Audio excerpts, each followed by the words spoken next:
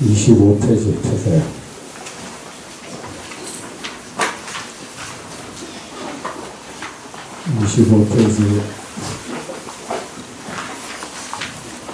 밑에서 하나, 둘, 셋, 넷, 다섯, 여섯, 여덟째 교 만약 어떤 사람이 찾았습니까? 네. 여기서부터 26페이지 중간에 말씀하였습니다. 있죠? 여기까지 있습니다. 만약 어떤 사람이 열애가 완전한 깨달음을 얻었다는 말을 한다면 수고리여. 열애는 완전한 깨달음이라는 그 어떤 것을 참으로 얻지 아니하였다. 수고리여. 열애가 얻은 완전한 깨달음 가운데에는 참된 것도 없고 거짓된 것도 없다. 이러한 까닭으로 열애가 모든 것이 부처의 세계라고 말하였다. 수고리. 이른바 모든 것은 실체가 있는 존재로서의 모든 것이 아니다. 그러므로 가명으로 모든 것이라고 말하였다. 수고리여. 예를 들면 사람의 몸이 크다고 한 것과 같다. 수고리가 말씀을 드렸습니다. 세존이시여. 열애께서 사람의 몸이 크다고 말씀하신 것은 참으로 존재하는 것으로서 그 몸이 아닙니다. 그러므로 가명으로 큰 몸이라고 말씀하셨습니다.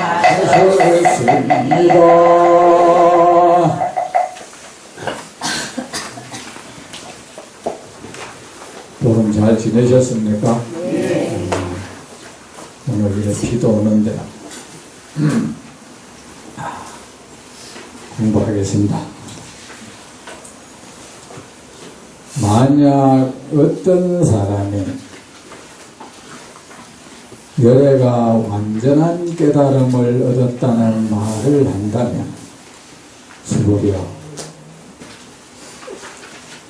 열애는 완전한 깨달음이라는 그 어떤 것을 참으로 얻지 아니하였다.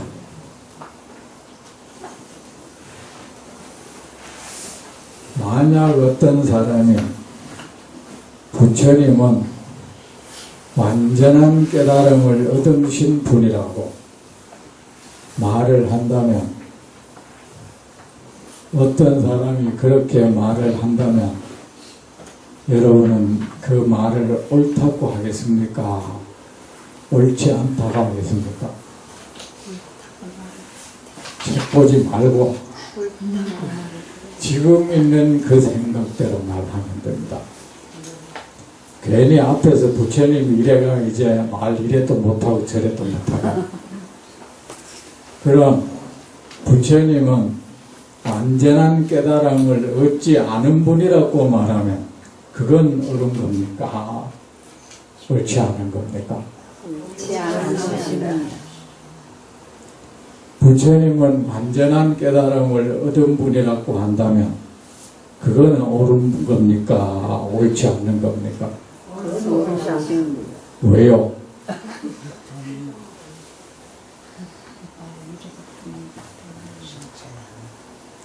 여러분이 만약에 나는 지금 완벽히 행복하다, 그런 생각 들 때 없습니까?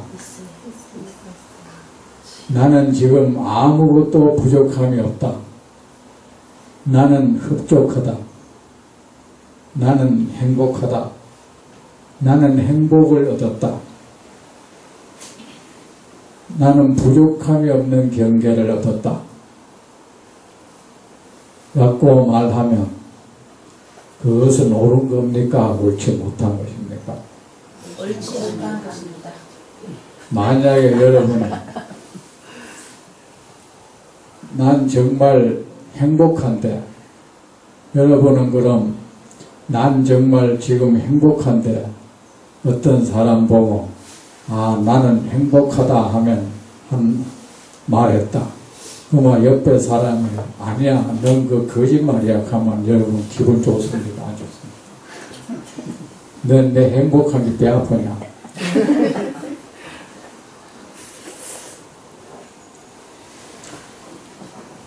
왜 그러면은 완전한 깨달음을 우리의 모든 여러분 부처님의 모든 법문은 중생의 이익을 위해서 하시는 겁니다.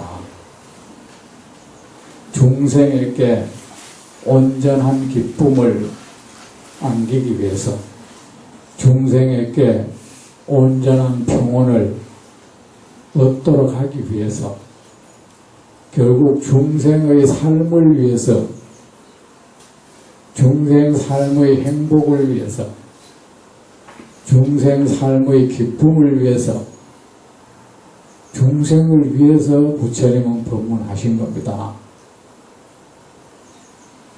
중생들이 늘 고통스러워하니까 늘 잘못된 생각을 하고 늘 잘못된 말을 하고 잘못되게 행동하고 그 여파로 그 결과로 고통스러운 과보를 만나니까 그것이 안타까워서 다시는 잘못된 생각을 하지 않도록 하기 위해서 그래서 다시는 잘못된 말이나 행동을 하지 않도록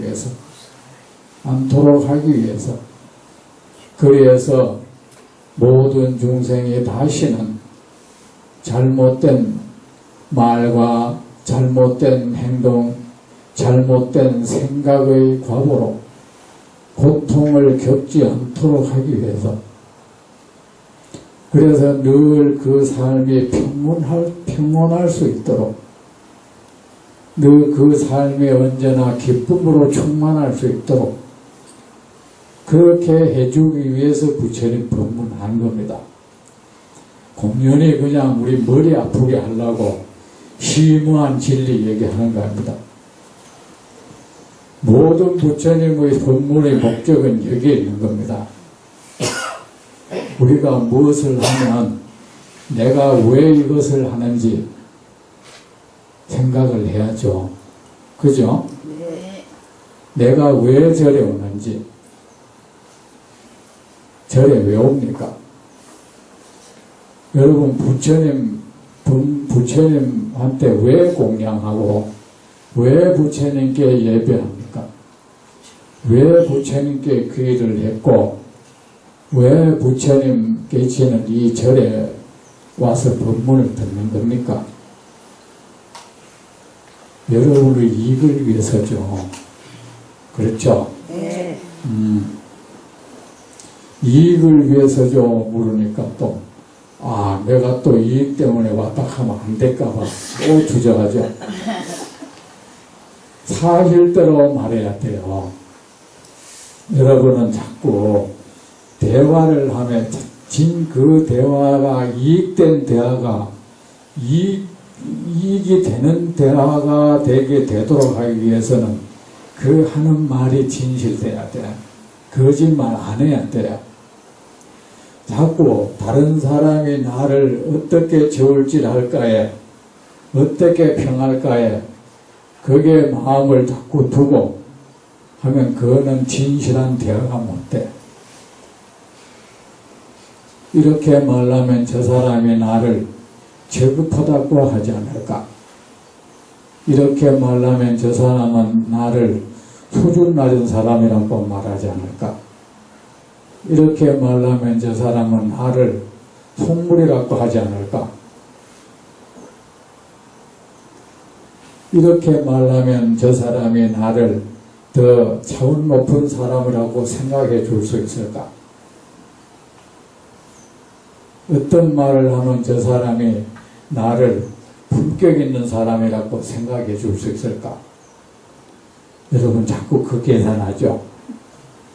그러니까 그 대화가 늘 진실되지 못하고 그 대화가 진실되지 못하니까 그 얻어지는 게 없는 거야. 그 대화가 피곤한 거야. 이제 머리를 쓰면서 대화를 하니까 피곤한 거야.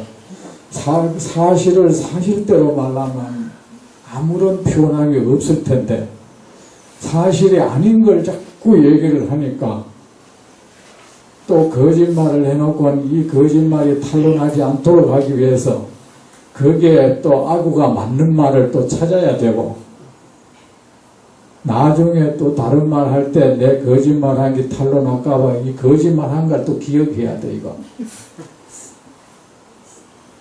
이거 얼마나 피곤합니까?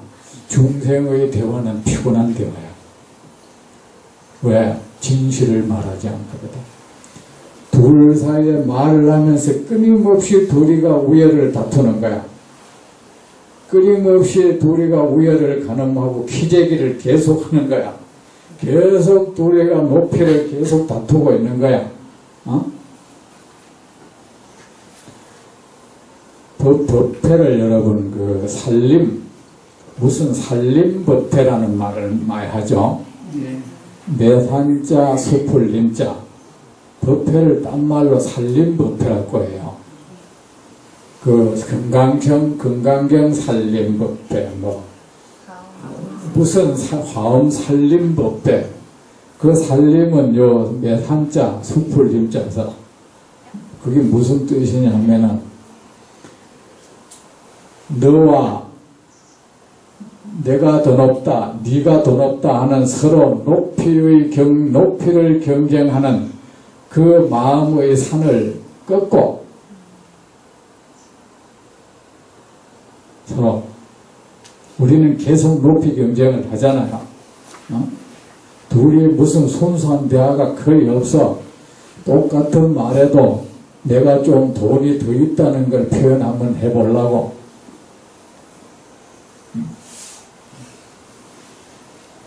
그 뭐 반지 낀 거 뭐 누가 얼마인지 누가 뭐 묻기라도 했나? 괜히 이게 얼마짜리예요. 그 말하는 의도가 어디 있겠습니까? 아이 머리 누가 뭐 얼마를 주고 했는지 누가 관심 있습니까? 아이 머리 하는데 어디가 되게 비싸대 얼마 하대? 그 이제 자랑하고 있는 거예요. 이 반지 끼기는 아이 머리가 목에 반지하고는 목에 목걸이하고는 아이 왜 더 아니 왜 덥지? 여러분 거기에 무슨 이익이 있겠어요? 살림이라는 말은 이나를 다투는 거 내가 더 높고 나는 더 높고 저 사람은 네가 높니 내가 높니 하는 거 있잖아. 내가 더 우월하니 네가 더 우월하니 하는 이 산이라는 것이 서로 높이를 경쟁하잖아. 산을 보세요. 그죠? 뾰족뾰족한 것이 서로 그 높이를 경쟁하는 그 마음을 꺾고 공덕의 숲을 기른다.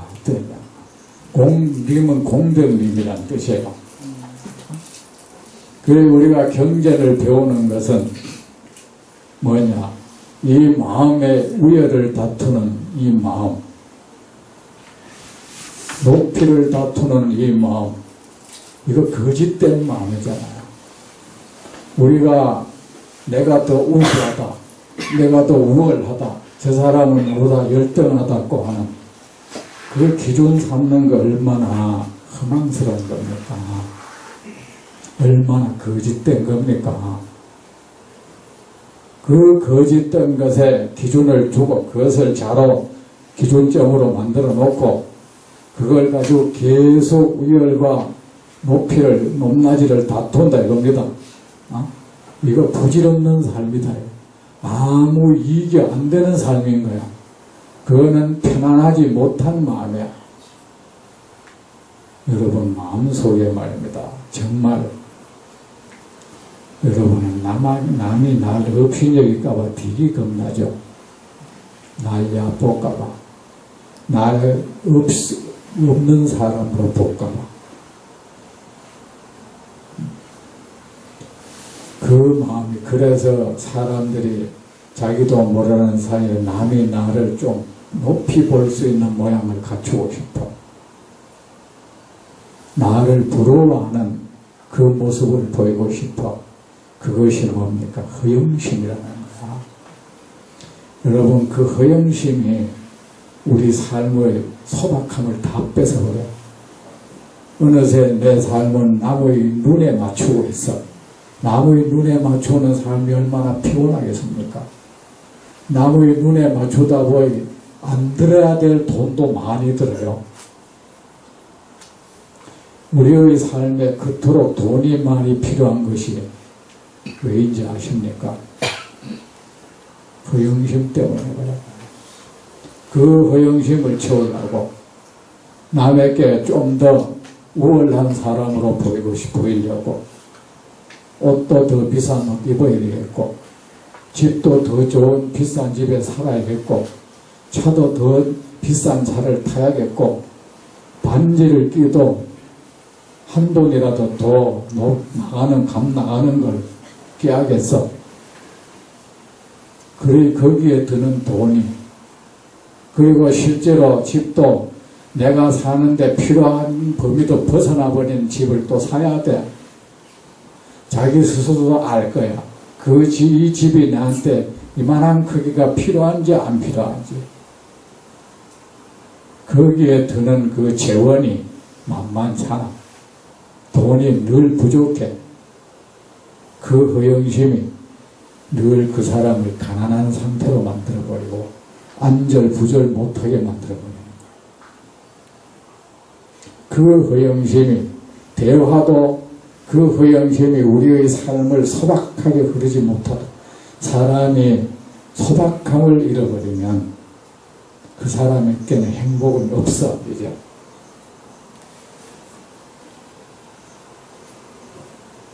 소박함을 잃어버리면 만족이 없어져. 늘 관심이 어떤 사람이 나를 낮춰볼까 높여볼까 여기에 관심이 있어. 이제 그 중심도 남에게 뺏겨버려서 넘어졌으면 금방 일어나면 남아될 것이 주위를 왜 살펴요? 우리 마음이 얼마나 누구 평가에 가 있는지 그 짧은 순간에 다 드러나고 있어. 넘어졌다. 일어나면 될 것이죠. 왜 주위는 왜 살펴? 누가 볼까봐 그런 거야. 체면, 허영심, 그것이 우리의 삶을 허영으로 채워요. 그것이 우리 삶을 소박하지 못하도록 만들어버려요. 우리의 삶에 많은 돈이 들도록 만들어버려요. 우리에게 불필요한 노동을 하도록 만들어. 우리의 삶이 그렇게 피곤해져요. 마음도, 대화도 그래. 그런 마음으로 대화를 하니 그 대화가 편하지를 못해. 여러분, 그 대화라는 것이 말입니다. 정말 우열을 다투는 마음만 없다면, 서로 높낮이를 다투는 마음만 없다면, 허영심만 없다면, 그 대화, 세상의 대화는 바로 그 사람과 그 사람의 교류가 되어버려요. 바로 하나가 되어버려. 서로의 에너지를 교류하게 되어버려. 내한테 그 서로가 그 마음이 서로가 서로를 다투는 마음이 서로를 피곤하게 만들고, 그게 없어버리면 서로가 교류를 하고, 그 대화는 사람을 얼마나 편안하게 하는지, 사람에게 지혜를 주고 기쁨을 줘요. 그리고 그런 대화는 억천만 급이 지나도 피곤하질 않아. 부처님은 84,000급을 쉬지 않고 법문을 해도 피곤하지가 않았다. 뭐 체력이 대단해서 그런 게 아니고 진실을 말하니까 힘이 들지 않는 겁니다. 그냥 내가 본 것을 본 것대로 얘기하고 들은 것을 들은 것대로 얘기하니까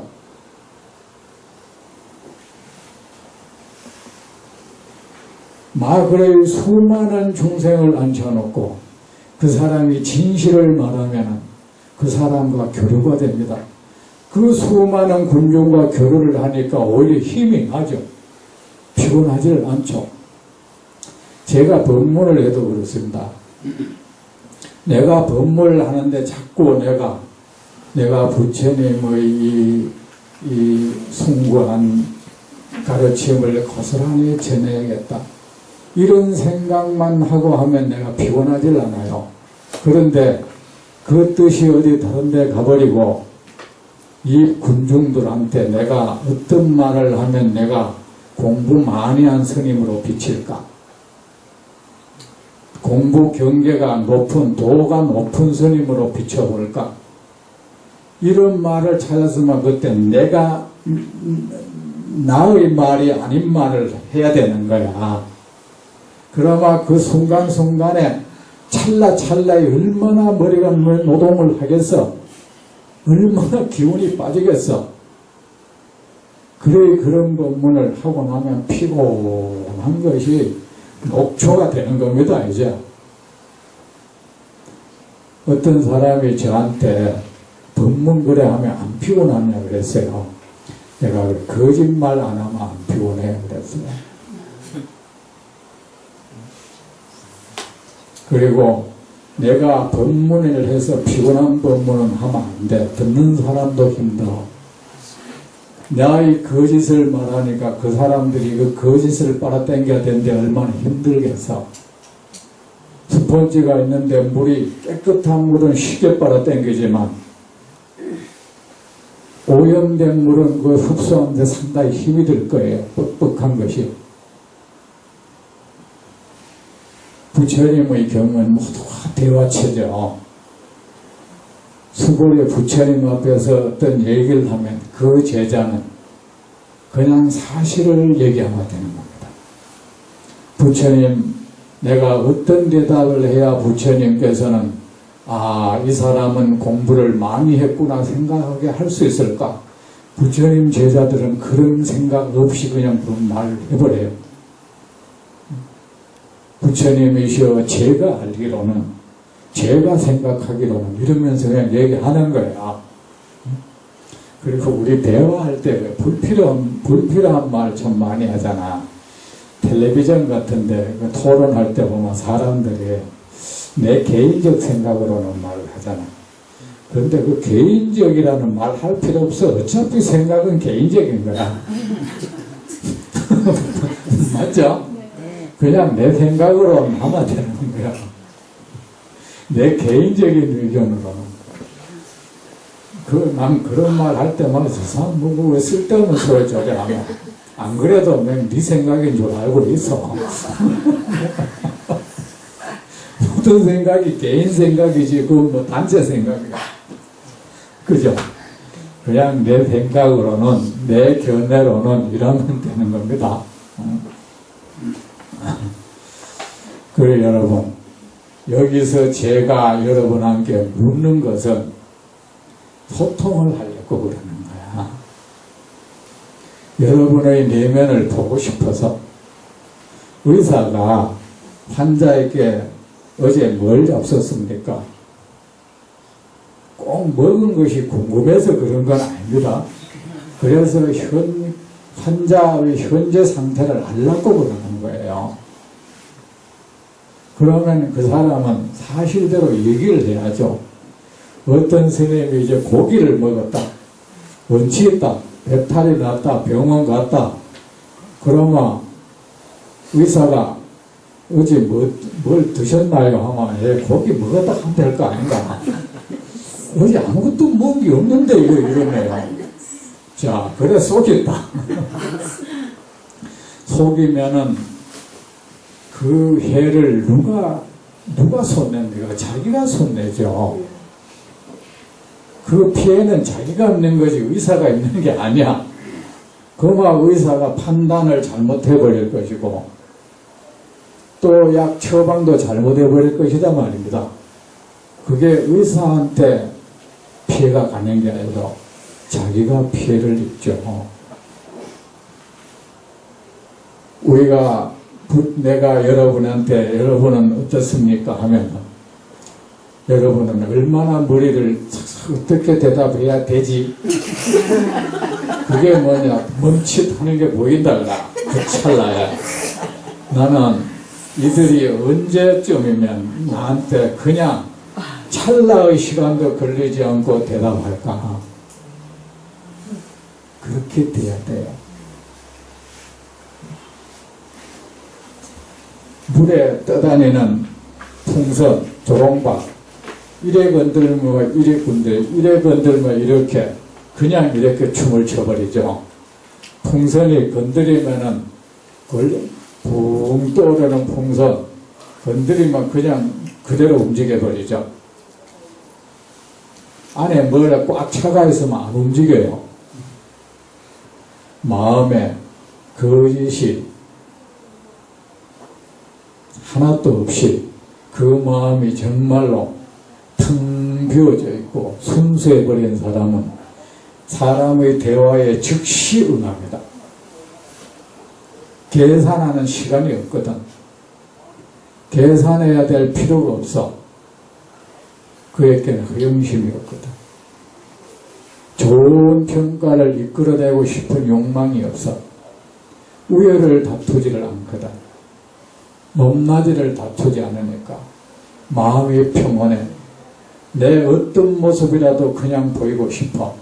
스승에게 이 순간 여러분은 내 제자고 나는 스승이다. 그런데 스승에게 내가 모르면 모른다 하고 이래 생각하면 이래 생각한다고 말을 하면 돼요. 내가 여러분을 뭐 평가를 하겠습니까? 점수를 매겠습니까? 여러분이 만약에 잘못된 생각을 하고 있다는 건 내 책임이죠. 저는 강주할 때 시험을 쳤어요. 절에 보통 시험 없어. 절에 강원은 시험이 없는데 난 시험을 쳤어. 학인들이 굉장히 불만이 심했어. 뭐 이런데도 시험 치나 그러고 나는 시험을 쳤습니다. 시험을 쳤는데 시험을 친 이유가 이 사람들 실력을 알고자 하는 것이 아니었고 나는 이 사람들이 얼마나 내 강의를 잘 이해하고 잘 받아들이고 있을까. 만약에 이 사람들이 점수가 적게 나온다면 내가 새로운 방도를 강구해야 되는 거야. 난 뜻이 거기 있었습니다. 그리고 시험 점수를 매긴데 내가 재밌게 매겼습니다. 0점도 없고 100점도 없었어. 내가 만약에 아래 이 글을 번역하시오. 그러면 여기에 만약 어떤 사람이 열애가 완전한 깨달음을 얻었다는 말을 한다면 수고리여 열애는 완전한 깨달음이라는 그 어떤 것을 참으로 얻지 않 한문 문장으로 써놓고 이거 번역하라. 이거 100점도 없고 0점도 없어서 그 조금이라도 맞으면 그 점수 주고 내가 가르친 그대로 이 사람이 번역해냈다 해도 난 그거 점수 다 안 줬어. 90점 정도 줬어. 항의를 해요. 이거 스님이 이렇게 가르쳤는데요. 내 번역이 100점이 아니거든. 내 대답은 그랬어요.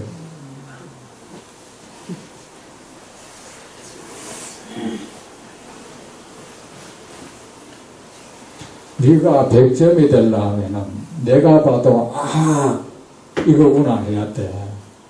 근데 내가 한 대로 했어. 난 내 번역이 100점이라고 생각하지 않아. 그러니까 100점이 아니야. 응? 근데 90점 왜 줍니까? 그래도 내 번역이 좋긴 좋거든.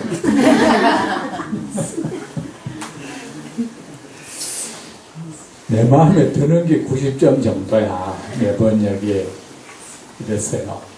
그리고 똑같은 것도 어떤 건 내가 한 70점밖에 안 줬어.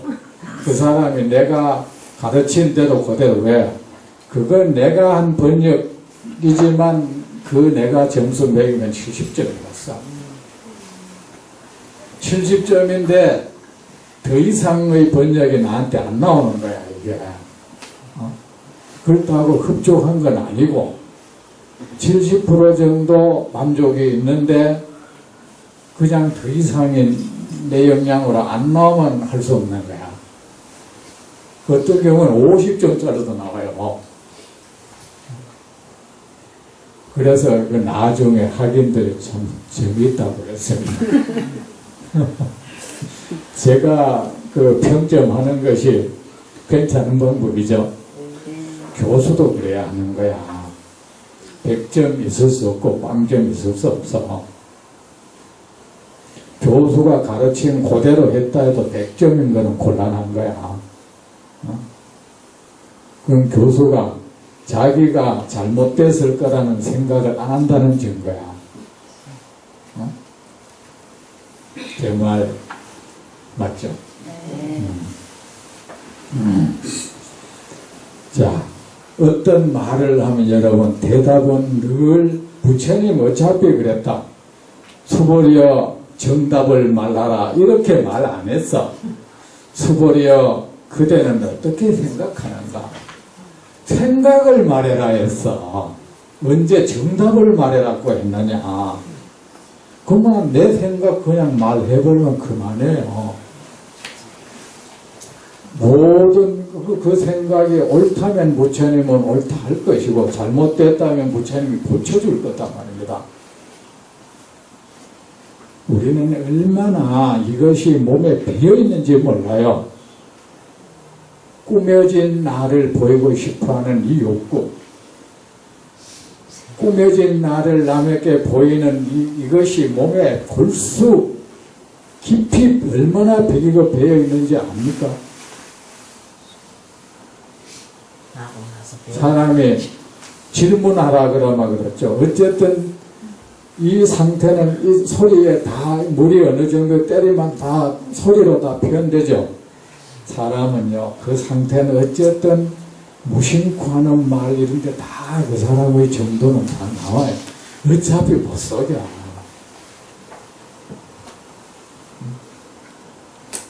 무심코 하는 말에도 다 나옵니다. 무심코 하는 행동, 거기에도 그 사람 정도는 이미 다 나왔어. 뭘 그렇게 마음을 씁니까? 자, 뭐 질문하라 하면 그럽니다. 아는 게 없어 질문 못한대. 누가 아는 걸 물으라 해서 거기에도 무엇입니까? 수준 높은 질문하고 싶은 거야. 순수한 질문이 아닌 거야. 내가 이런 차원 높은 질문을 할 수 있는 사람이다. 지금 그거 보이고 싶은데 그게 없다는 거야. 거기에서 나온 질문은 그런 질문은 나는 대답도 안 합니다. 그 사람은 이미 알아. 이 사람이 이 사람의 질문인지 질문 받는 사람은 알고 있어.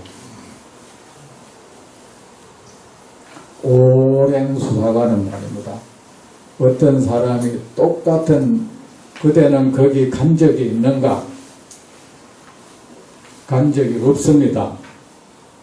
간 적이 있는가? 간 적이 있습니다. 있다. 없다. 똑같은 있다라고 하는 그 말 속에 이미 이 사람은 거짓말 하는 거 다 알고 있다고.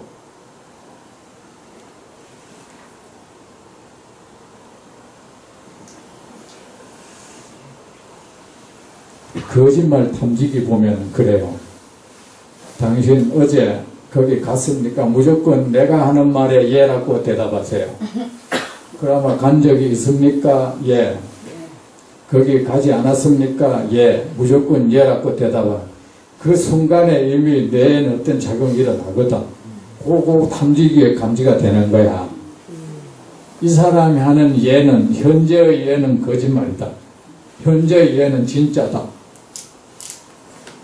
여러분, 우리가 거짓말 할 때는 자기도 어떻게 가늠 안 되는 그 찰나의 순간에 이게 움직이거든. 여러분이 똑같이 어제 안 갔으면서 예 하고 갔다 예 하고 대답할 때는 이미 다르잖아요. 여러분 내면은. 그러죠? 그 미대한 거를 잡아내는 거야. 그런데 거짓말을 늘 밥 먹듯이 한 사람은 아예 못 잡아내. 왜? 그 사람은 거짓말 해도 뭐 어떤 그게 없어. 그냥 해버려.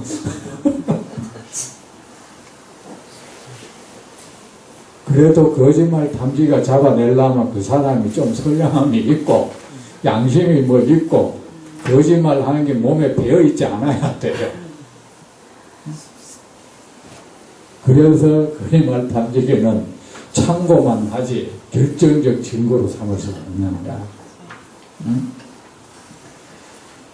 거기 대비해서 훈련하지 마세요. 자, 그러면 우리가 사실 그 질문을 할 때도 그래. 나는 뭐 아는 게 있어서 없는 게 아는 게 없어서 질문을 할 수가 없어.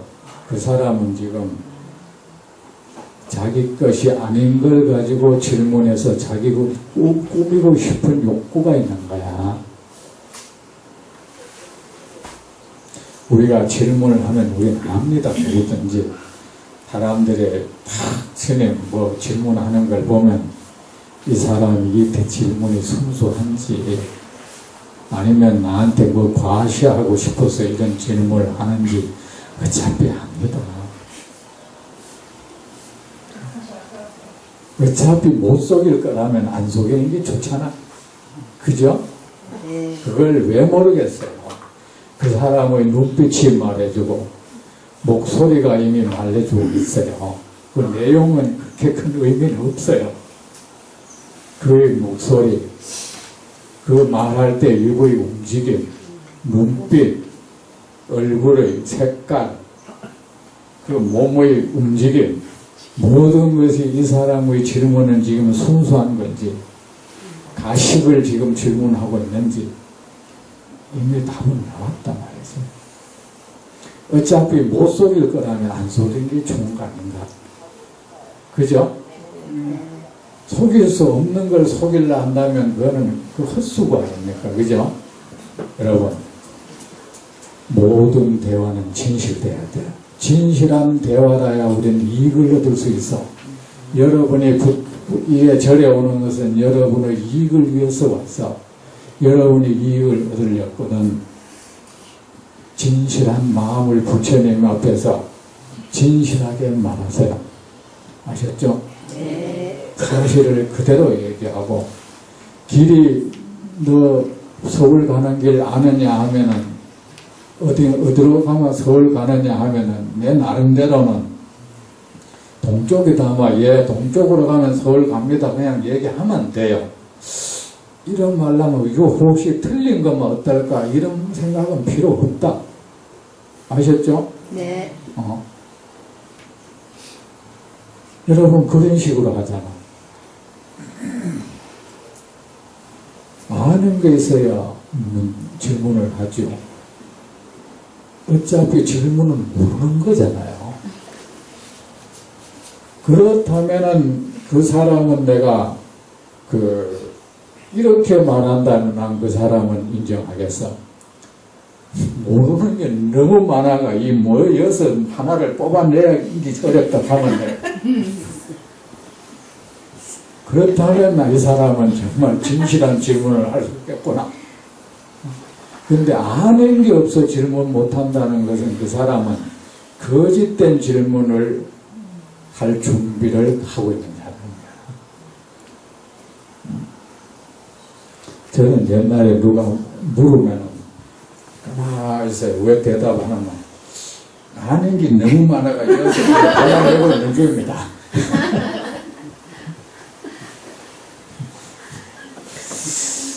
열애가 완전한 깨닫도록 여러분, 만약에 여러분은 나는 그렇겠습니다.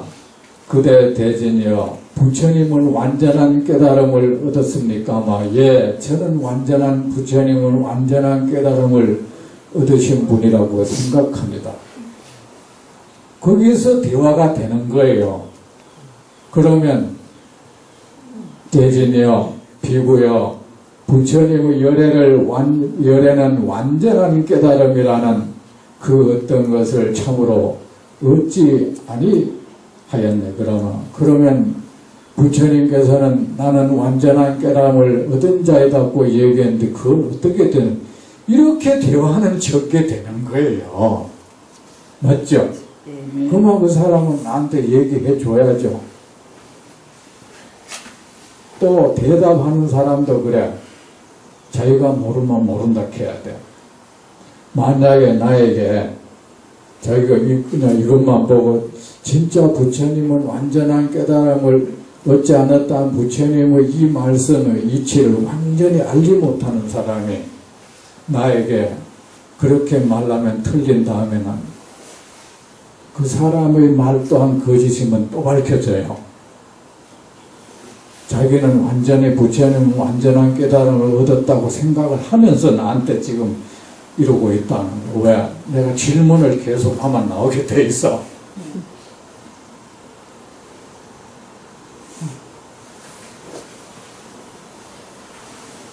어째서 그런 말을 하느냐? 부처님이 이렇게 얘기했는데 왜 그러느냐? 그러면 완전한 깨달음은 무엇이냐? 그러면 부처님은 완전한 깨달음을 얻지 못한 분이냐? 계속 쭉 아마 언젠가 이 사람은 이 도망 못 가는 이곳에 꽉 나와요. 그 진실하지 못한 대화는 죽음을 하면은 바닥을 드러내요. 아셨죠? 만약 어떤 사람이 열애가 완전한 깨달음을 얻었다는 말을 한다면 수고리여 열애는 완전한 깨달음이라는 그 어떤 것을 참으로 얻지 아니합니다. 여러분이 만약 나는 행복을 얻었다고 말한다면 여러분은 뭔가를 모르고 있는 것입니다. 마음이 참으로 우리는 행복이라는 건 느낌이잖아. 그죠? 자, 생각이잖아. 그죠? 그것은 그 어떤 조건에 의해서 일어난 느낌이죠. 그죠? 지금 잠시 여러분 마음에 일어나는 그 느낌을 가만히 보세요. 즐거운 느낌, 고통스러운 느낌,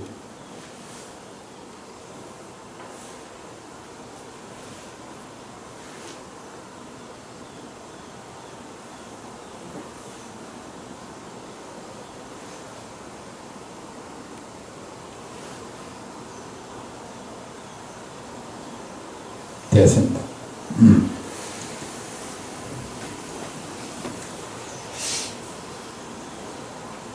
수고리여 열애가 된 완전한 깨달음 가운데는 참된 것도 없고 거짓된 것도 없다.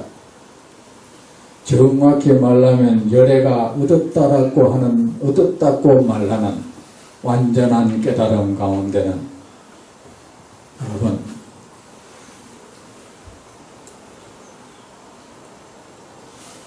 여기에 이것이 빈주먹이다. 그죠?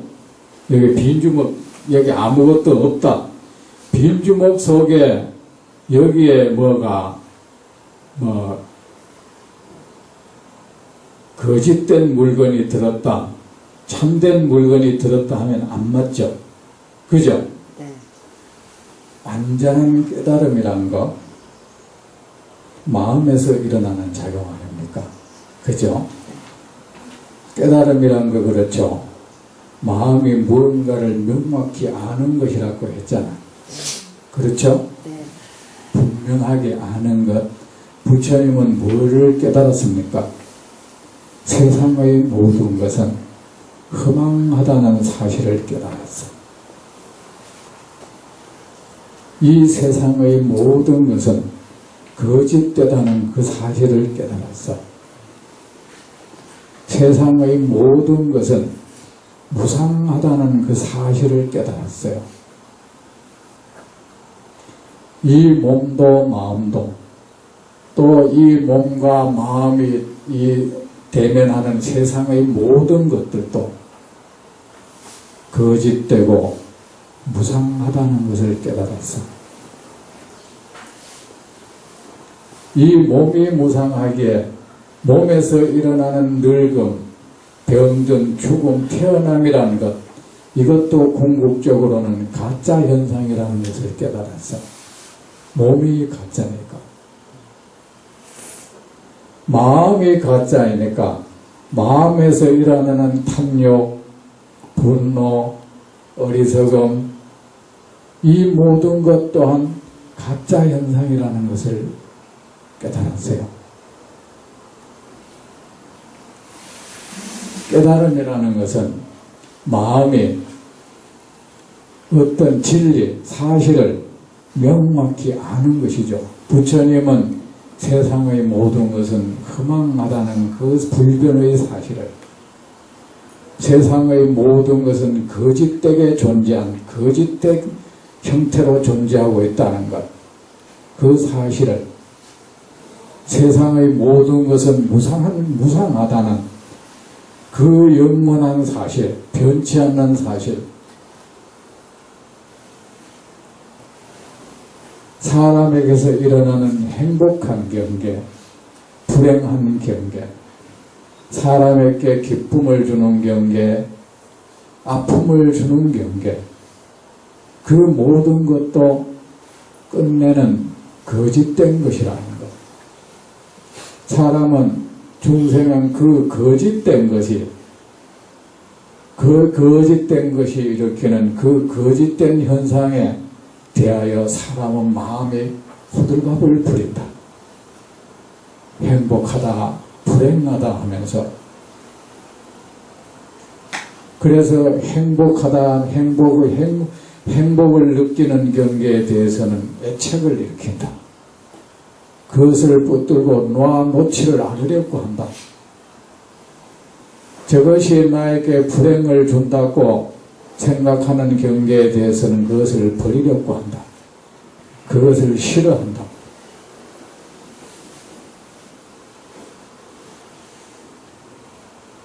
중생이 그렇게 살고 있다. 그런데 부처님은 마음에서 일어나는 이 모든 것도 마음이란 것이 이미 거짓된 경계인 거야. 거짓된 물건인 거예요. 그래서 마음에서 일어나는 느낌, 생각, 욕망이라는 것, 이것도 마음이 일으키는 거짓 현상이라고 알았습니다. 그러면 마음이 어떤 사실을, 이 사실을 명확히 깨달아서 마음은 밝아져 버렸다. 이 마음이 밝아졌다고 하는 이 사실도 사실은 허망한 거짓 현상이라는 겁니다. 마음이 무엇을 안다는 것도, 모른다는 것도, 깨달았다는 것도, 미혹한 마음, 깨달은 마음, 밝은 마음도, 어두운 마음도 끝내는 거짓된 것이라는 사실. 이 세상에는 언어가 아니면 소통이 안 되고, 중생은 언어로 살고 있다. 그래 중생을 가르치기 위해서는 말이 필요하다. 이 세상 모든 존재에는 명칭이 붙어 있다. 그죠? 너, 나, 나무, 동물, 꽃, 사람, 그것에 의해서 구분을 한다. 그런데 사람들은 이 허망한 경계에 갇혀서 늘 업을 짓고 괴로워한다.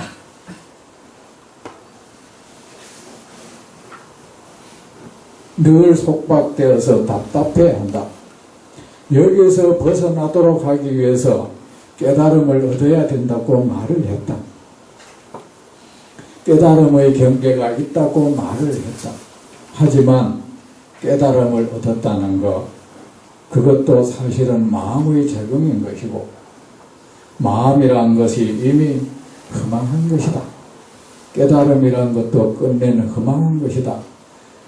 사실은 내 손에 잡히는 것은 아무것도 없다. 여러분 손에 잡히고 있는 거 아무것도 없죠. 사실은 얻기 위한 노력만 있었죠. 애씀만 있었죠. 여러분 마음속에 지금 그 어떤 구름 덩어리가 가슴을 차지하고 있죠. 그죠? 제법 단단하게 느껴지죠. 그거 환년 덩어리입니다.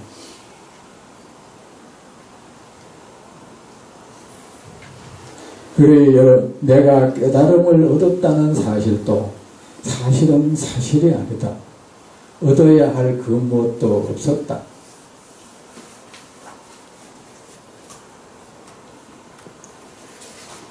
나는 꼭 행복하게 살고 싶다.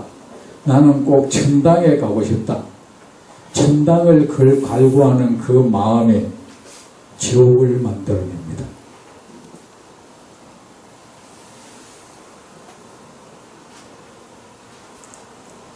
부자를 갈구하는 그 마음이 언제나 나를 가난뱅이로 만들어버립니다. 여러분은 나름대로 행복한 상태를 만들어 놨습니다. 그 여러분이 만들어 놓은 그 행복의 상태가 현재의 삶을 늘 불행하게 만들어.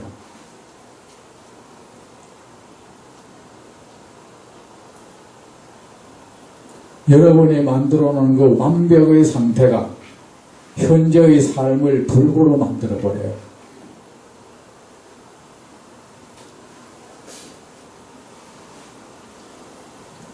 수고리여 열애가 단지 세상의 모든 것은 허망하다.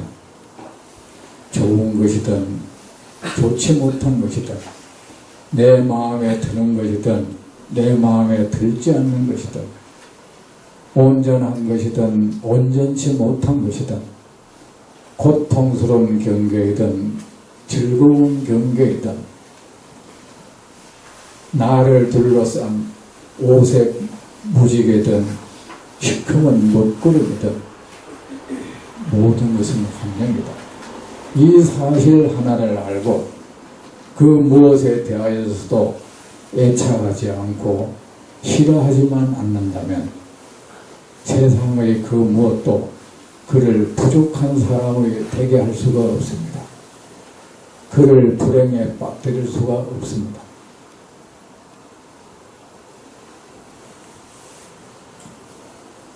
내가 깨달음을 얻었다고 하는 이 마음도 허망한 경계를 내가 지금 이렇게 말하고 있다고 생각한다면 세상에 얻어진 것이 있다면 얻어진 것은 반드시 없어지게 되어 있어요. 정말 깨달음을 얻었다면 그 깨달음은 없어져 버릴 겁니다. 부처님이 말씀하셨거든요. 생겨난 모든 것은 없어진다. 모든 얻어진 것은 잃는다. 반드시 잃을 것입니다. 여러분 참선을 한다, 기도를 한다, 뭘 한다 해가지고 마음에 뭐가 일어나가 지금 뭐가 생겼어. 그거 보존하려고 대기애를 쓰죠. 그래가 누가 옆에서 얘가 그것이 혹시나 그것이 어떻게 꼭 아메바 같아. 건들만 칙칙 변해요. 건드리면 내가 요 경계 좀 그거 보존하는데 방해됐다고 지우고 미워해요. 원망을 해요.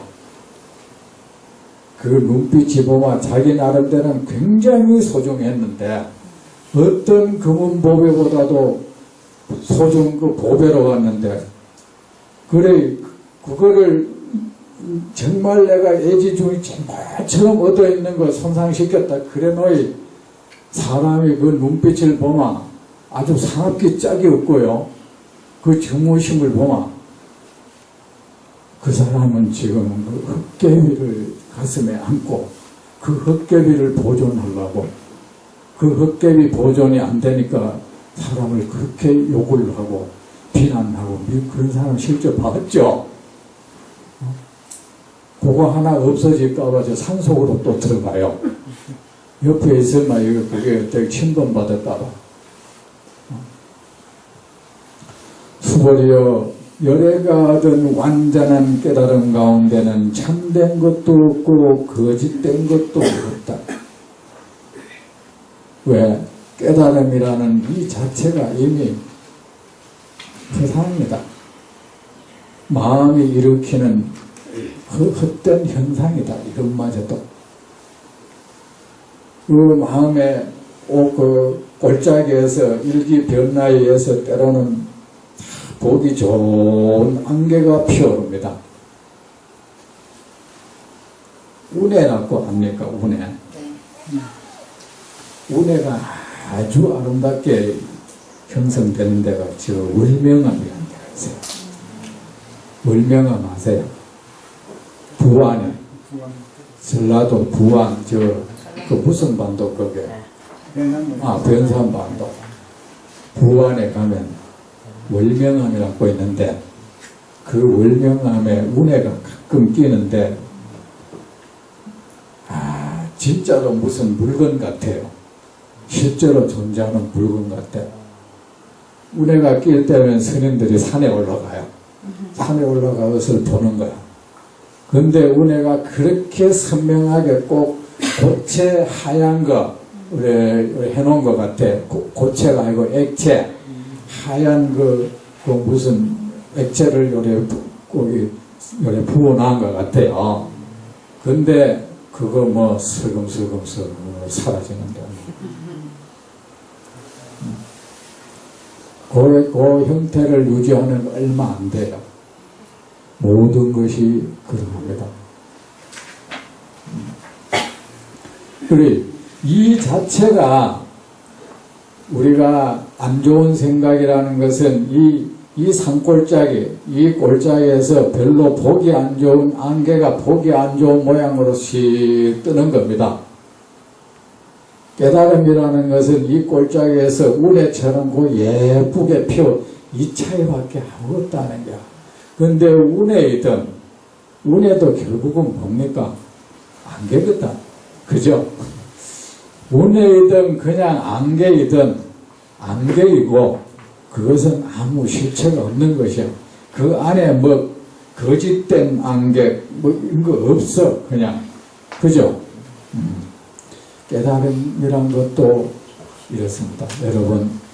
여러분이 행복한 경계 그거 잃을까봐 전전긍긍하지 마세요.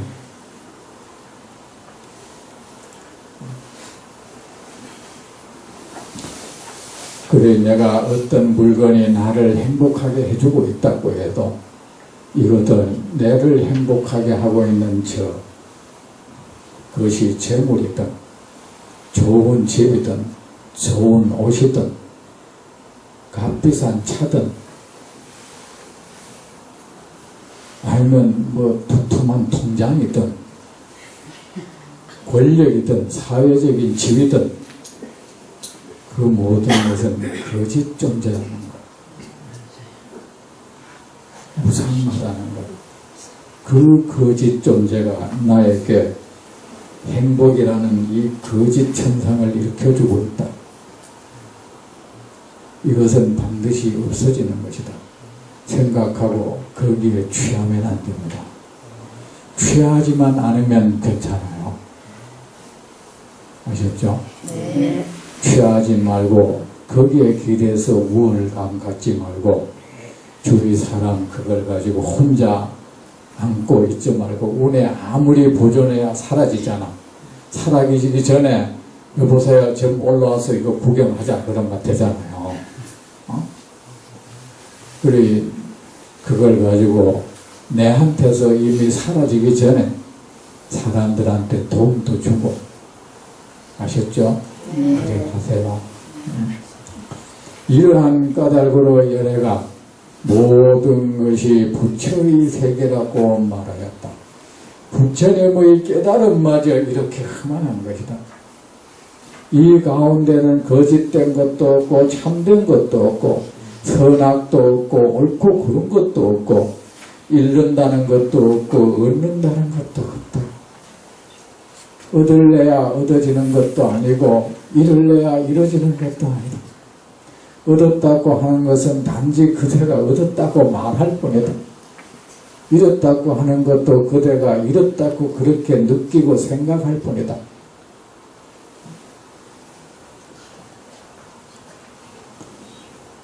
부처의 세계라고 말하였다. 이 모든 것이 깨달음처럼 이 세계인 거예요. 저 초목도 그거하고 여러분이 대하는 모든 사람이 그러한 거예요. 만약에 여러분이 이 세상 모든 것은 흠한 것이라는 것, 설사 그 사람이 악한 사람이라 해도 저 사람 저 자체가 거짓 존재인 거예요. 저 속에 악이라는 게 있을 수 없는 거예요. 저 속에 선이라는 것이 있을 수 없는 거예요. 그걸 알고 악한 사람에 대해서도 정화하거나 미워하지 않고 정화하거나 없이 여기지 않고 선한 사람이라 해서 그에게 애착을 특별히 가지지 않고 나한테 손해 보이는 사람, 나한테 해를 끼치는 사람이라 해서 미워하지 않고 이익을 주는 사람이라 해서 편애하지 않고 이 모든 것은 거짓 존재라는 것. 내가 이 거짓 존재를 향해서 내가 탐욕을 일으키고 분노를 일으키고 있다는 이 사실을 명확히 알고 세상의 모든 것에 대해서 마음이 동요가 일지 않는다면 내가 돈을 잃거나 벌거나 가는 내가 행복한 상태에 있거나 행복하지 못한 상태에 있거나 간에 내 삶이 오색무직에 쌓여 있거나 먹구름에 쌓여 있거나 간에 그 어디에도 내가 말려들지 않는다면 거기에 지배되지 않는다면 내 마음의 요동이 일지 않는다면 그 사람에게 있어서 이 세상 모든 것은 부처님 세계인 겁니다.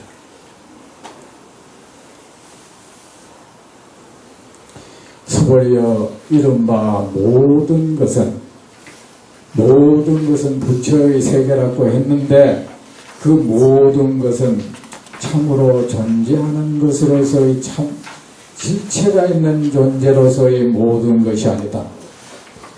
그 부처의 세계라는 것도 필경에는 뭡니까? 거짓 세계이다. 그러므로 가명으로 모든 것이라고 말했다. 여러분 전부 가명, 가짜 명칭, 그죠? 왜 가짜 명칭이라고 해서 그 이름을 띠고 있는 그것이 이미 가짜, 진실한 존재가 아니거든. 진실한 존재가 아닌 것에 붙어있는 이름이니까 그거는 가짜 명칭이죠. 임시적인 이름이죠. 모든 존재는 임시적인 것이죠. 그 이름도 역시 임시적으로 붙어있는 것입니다. 그러므로 가명으로 모든 것이라고 말하였다. 여러분 이런 법문 들으면 마음이 편안해집니까? 네. 법문을 하는 목적은 마음에 있는 그 짐을 드러내 주려고 하는 겁니다. 여러분을 억누르고 있는 것, 여러분이 붙잡고 있는 것, 여러분을 괴롭히고 있는 것, 여러분으로 하여금 호들갑 부리게 하는 것, 안절부절 못하게 만들고 있는 것, 그 모든 것을 여러분으로부터 이게 제거시켜주는 게 법문이야. 그래서 내가 정말 그 거짓스러운 물건을 붙들고 이렇게 분노하고 탐욕을 부렸구나. 이 거짓된 물건 때문에 내가 그렇게 아파하고 슬퍼했구나. 이 거짓된 물건을 가지고 그렇게 교만을 부리고 사람을 없이 여겼구나. 이 거짓된 물건을 거짓된 줄도 모르고 도치가 돼서 악업을 짓고 그 겁으로 이런 고통을 겪었구나. 여러분 삶의 전부 연관을 지으란 말입니다. 그래 부처님이 그 필생도록 얻고 싶어 했던 깨달음, 이 부처님도 무량억급 전에 이 완전한 깨달음을 얻겠다고 말했다. 원을 세웠고 얻었지만 얻고 보니 이 역시 거짓 천상이더라. 거기서 부처님은 그랬습니다. 이 세상의 모든 것도 이러하고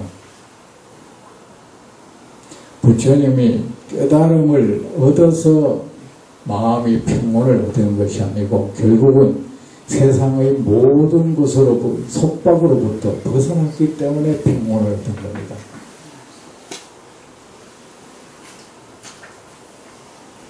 여러분을 아프게 하는 것도 많고 근심에 빠뜨리는 것도 많고 분노하게 만드는 것도 많고 치를 떨게 만드는 것도 많죠.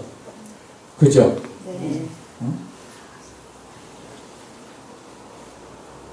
그 모든 것 한주가 구름입니다.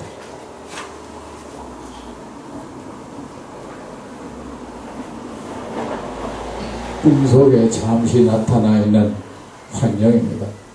여러분 꿈이 긴 것 같지만 길게 느껴질 뿐이에요. 아주 짧은 순간이에요. 옛날에 어떤 동자 스님이 종성을 하잖아요. 새벽에 일어나서 종을 치는데 종을 치는데 잠이 들어버렸어. 꿈속에 잠이 꿈을 꿨단 말입니다. 꿈에 자기가 환속을 했어. 환속을 해가지고 어떤 여자를 만나가 결혼도 하고 아도 놓고 그래가 가정 고초도 겪어요. 겪고 나중엔 또 안 되겠다 싶어서 다시 이제 스님이 됐어.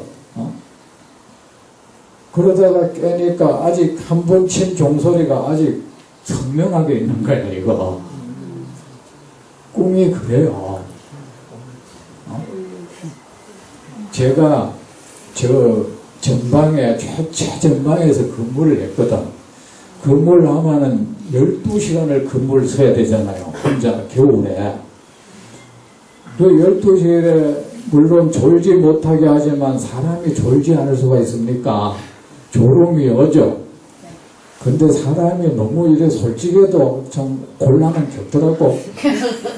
어느 지휘관이 너 졸리느냐 하길래 아니 나는 졸렸다 이야. 얘 졸립니다 했어. 그러니까 이 공기가 빠져가지고 쫄려네. 아니 내가 자지는 않았어. 그냥 졸렸어. 그리고 제가 학교 다닐 때 결석을 냈어요. 결석을 한다는 것은 어쨌든 가기 싫은 마음이 작용하는 거야. 아프다 해도. 그죠? 네. 근데 뭐 학교 가기 싫던 차에 뭐 가다가 이제 넘어져 본 거야. 넘어져 막 그 핑계로 온다 이거야. 어쨌든 그래 선생님이 그 다음 날 어제 왜 결석했나? 난 거짓말 하면 안 된다고. 오기 싫은 게 맞다 싶어서 오기 싫었어요. 아이 선생님 화를 내더라고. 나는 거짓말 하면 안 되기 때문에. 설사 내가 뭐 아팠다 해도 오기 싫은 마음 때문에 안 왔다고 결론은 그래 냈어요. 그래서 아파서 안 왔다고 하면 그거는 거짓말이다 싶더라고. 그래서 왜 어제 결석했어? 오기 싫었어요. 그래 무슨 반항하는 것처럼 그래 그래 이거 선생님들도 그 애들 솔직하게 얘기하라는데 그 솔직하게 얘기하는 걸 못 받아들인 것 같아. 어른들이 지금도 사실 그런 경우 많아요. 아들은 그냥 솔직하게 얘기하는데 듣고 뭐 이게 무슨 나를 무시하는 것 같은 거야. 얘는 그냥 솔직하게 얘기했습니다. 그럴 때 여러분은 꾸짖지 마세요. 아, 그렇게 오기 싫었느냐? 예, 오기 싫었습니다. 꿈을 쓰다 거짓말 안 한 것을 칭찬해 줘야죠. 그 전방에서 졸리는데 졸면 반드시 꿈을 꾸잖아. 그죠? 여러분 착하게 사세요. 우리가 여러분 그 조상선몽이라는 말 많이 하죠. 그 선몽된 조상은 다 착하게 산 조상이에요. 나쁜 짓 하고 산 조상이 후손한테 선몽할 수 없습니다. 그것이 꼭 조상이 나타난 게 아니고 그 어떤 에너지가 그렇게 작용한 겁니다. 여기에 난로가 저기 있다.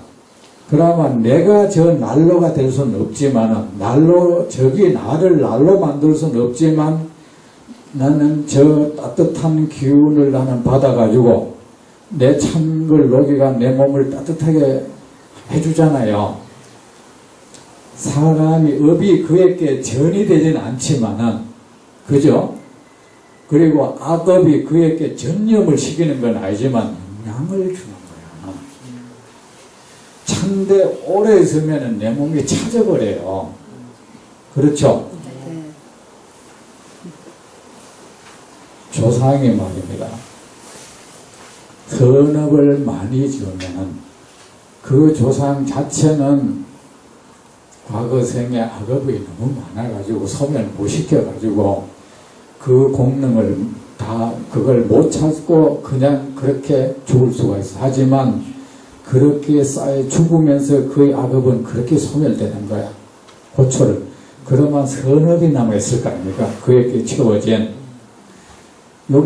여기 얼음이 있는데 난로에 여기 얼음이 여기 불을 계속 넣으면 얼음은 녹고 뜨거워질 거 아닙니까? 그러면서 그 조상은 얼음 같은 건 잘못된 음력은 녹아지고 선한 그 따뜻한 그 업의 에너지가 그를 충만 그는 하나의 난로가 되는 거야. 그나마 그게 가까운 데 영향을 줄 거 아닙니까? 그 후손인 거야, 그게. 어? 그래서 후손한테 영향을 이래줘가지고 후손도 원래는 그렇게 대단한 선업을 그 좋은 그것이 없다 해도 그 강력 자기가 찾아먹지 못한 그 선한 업의 그 에너지가 그에게 영향을 미쳐가지고 그에게 있는 좋지 못한 것을 완화시켜주고 그래 하면 이 선한 에너지가 이 어떤 순간에 작용을 하는 거야. 이게 그게 선몽인 거야. 근데 대체로 옛날에 간첩 잡았다는 사람들이 대체로 조상 꿈을 꿨어. 졸다가. 안 졸고는 간첩 못 잡아. 왜? 안 졸면 이야기하게 돼 있고 이야기하면 그쪽으로 보초가 있는데 옵니까? 전부 졸다가 조상이 나타나. 거의가 그래. 죽은 몇 되죠. 죽은 할아버지 누가 얘는 빨리 일어나라 했다 이거. 일어나니까 바로 앞에 그 여러분 선업을 지으세요. 지금 당장 뭐가 없다고 해도 그것이 결국은 누가 찾아모도 찾아먹습니다. 그 조상이 찾아모도 또 악업을 많이 지으면은 자기 자신은 그 만약에 과거 생에 워낙 선업을 많이 지은 있어가 안 된다 해도 말로 인데 얼음을 계속 집어넣으면 결국 어떻게 돼요? 차게 돼버리잖아. 그럼 얼음덩어리가 돼서 막 그 주위 사람이 춥겠죠. 그래서 한때 부귀영화를 누리던 그 후손들이 아주 초라하게 고초를 겪으면서 사는 겁니다.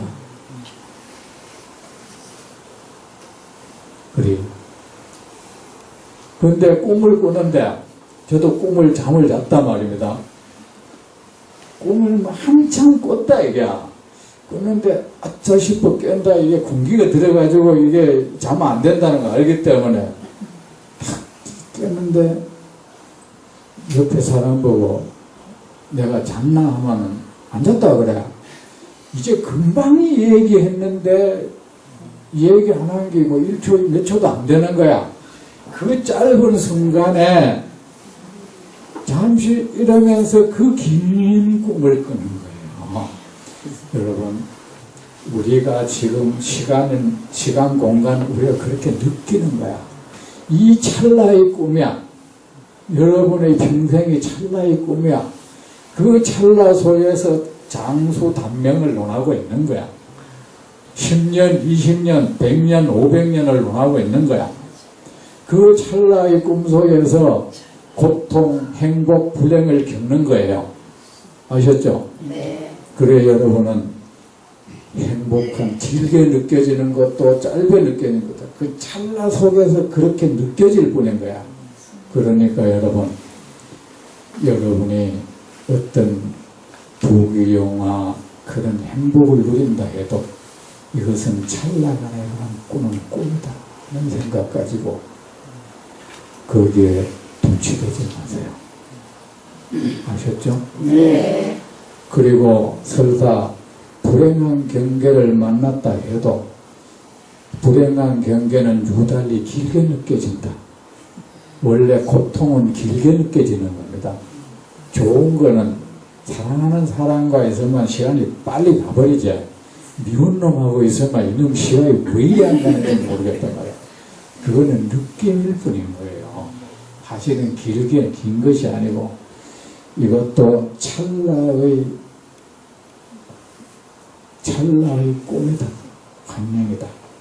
이것이 흩어지는 것도 찰나이다 생각하고 비관에 빠지거나 세상을 원망하거나 자기 스스로 나는 불행하다고 절규하시는 거예요. 아셨죠? 네. 그 절규가 나를 더욱 불행하게 만드는 겁니다. 사실은 그 경계가 나를 불행하게 만드는 게 아니고 나는 불행하다. 이게 계속 더 나를 불행한 사람으로 시키는 거야, 이제. 그랬죠? 어리석은 중생은 마치 원수가 원수를 괴롭히듯이 끝없이 자신을 괴롭힌다. 자신을 괴롭히는 건 참 어리석은 행위잖아. 우리 그렇게 어리석게 살지 맙시다. 다음 번 뵙겠습니다.